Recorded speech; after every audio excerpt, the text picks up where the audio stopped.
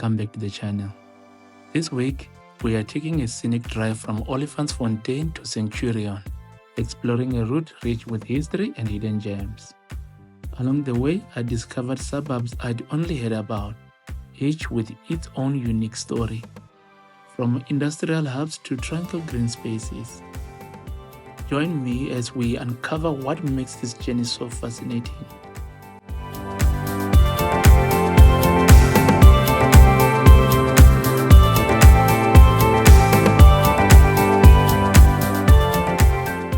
There was quite a number of people standing on the side of this stretch of the road. I wanted to speculate that this might be people looking for work in the companies that are located around here. But to be honest, I have no idea why these people were standing on the side of the road.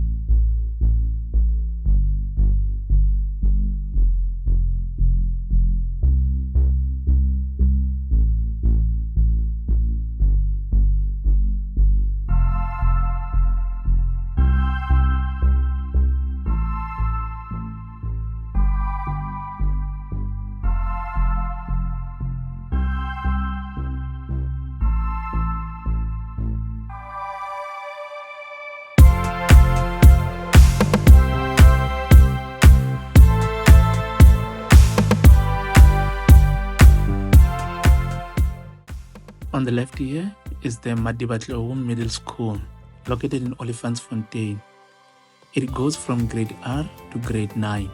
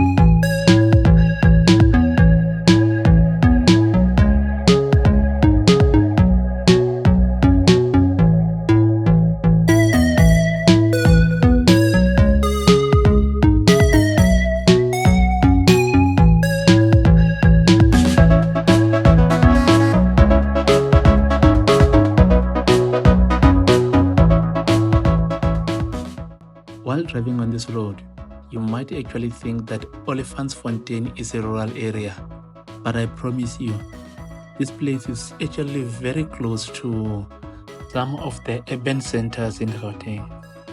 For instance, the OR Tambo International Airport is just a short drive away from here. Midrand is also just a short drive away from here, and the area where we are going to, Centurion, is not far from here, as you will see. In fact, as I was researching this video, I found out that there was a railway line that was supposed to go through Midrand, but instead it went through Olifantsfontein, which boosted Olifantsfontein's early development.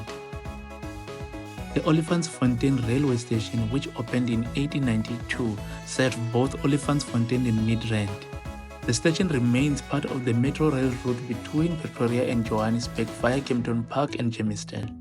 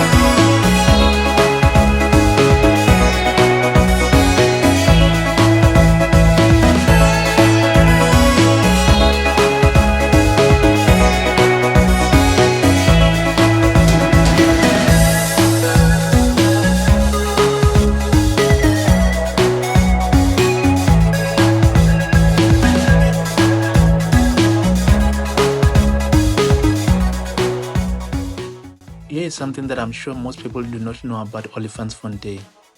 It hosted a NASA satellite tracking station from 1959 to 1976. It was one of several stations set up worldwide to observe Earth satellites during the early space race. However, the station was shut down in 1976. This was largely due to political reasons linked to sanctions placed on the apartheid government.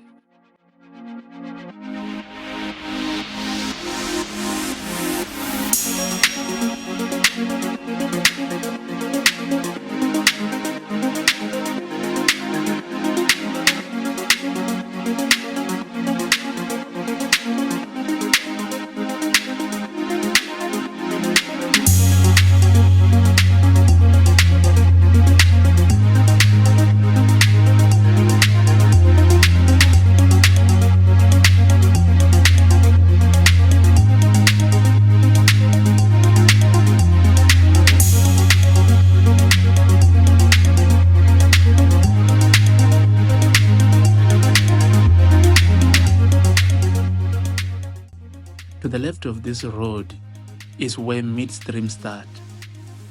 This is one of those areas that I knew about but did not know where it was located, and I finally saw exactly where it was located during this drive. My wife is always telling me that it's such a nice place to live in. One of these days we must take a drive through the area on the channel and we can see for ourselves what she means by it's a nice place to live in.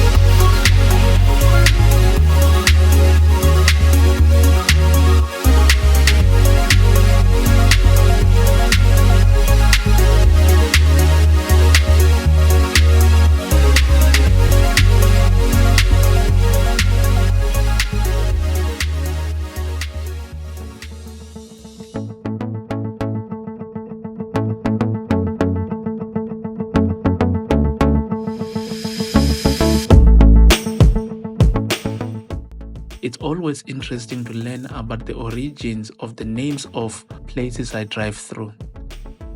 While researching facts for this video, I finally found out why this place is called Irene. It was named after Irene Nelmapias, the daughter of Hugon Nelmapias, a Hungarian-born entrepreneur who purchased the Doringkloof farm in 1889. The farm included parts of modern-day Irene and Doringkloof.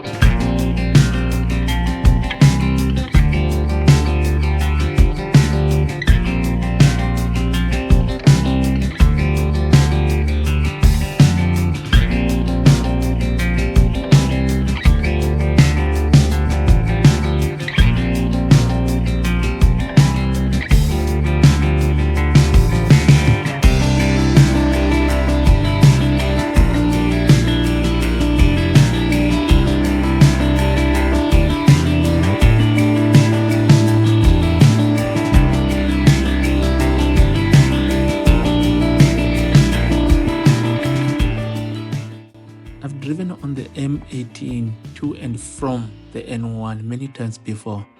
I have also driven on this M36 road many times before. However, I have never driven on the M18 before in the direction that we came from, and I've always wondered what was down there. Now I know.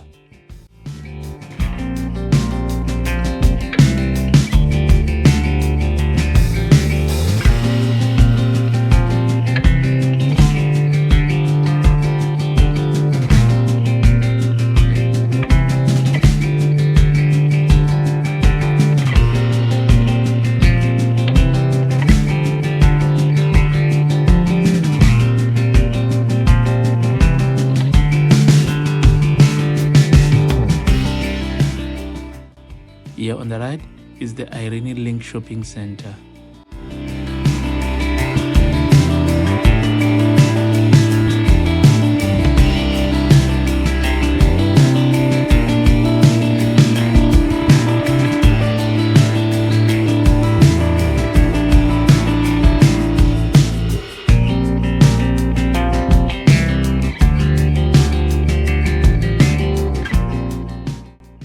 whitish building in front is the 4GS headquarters, one of South Africa's leading security companies.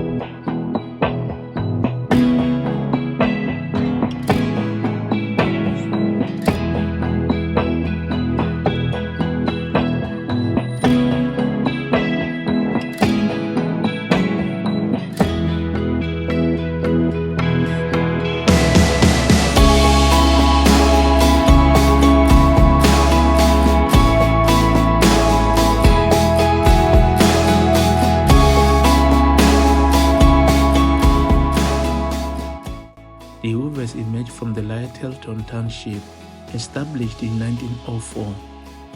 The township, which included areas like Doringkloof and Irene, gained city council status in 1962 and was renamed Verwoerdberg in 1967 after Hendrik Verwoerd. In 1995, residents voted to rename Verwoerdberg to Centurion, inspired by the Centurion Park Cricket Stadium, now SuperSport Park. The Hoovers retained its name as a suburb within the newly named Centurion.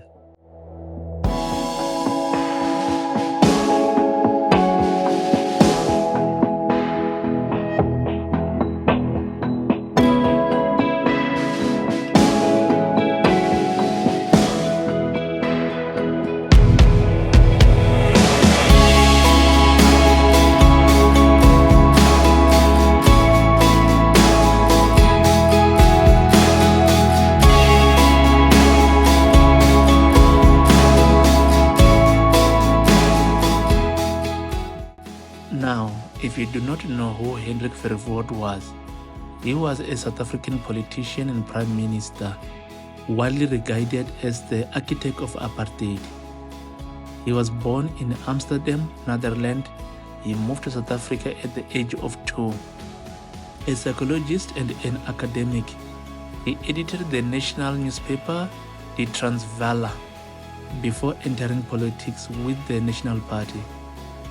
As Minister of Native Affairs, he designed key apartheid laws, including the Group Areas Act and the Bantu Education Act. As Prime Minister, he declared South Africa a republic in 1961, exiting the Commonwealth, and intensified apartheid policies, creating Bantustans for black South Africans. His government banned the ANC and PAC, leading to increased resistance. Verwoerd was assassinated in 1966 by Dimitri Tsafendas in Parliament.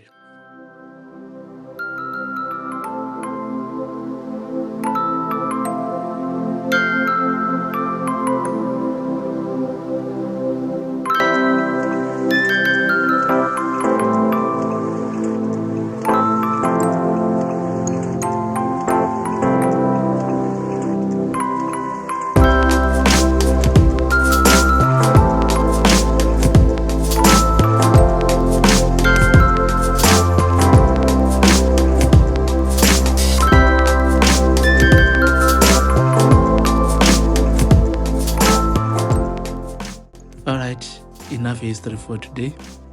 The structure you see above is the Gautrain rail line.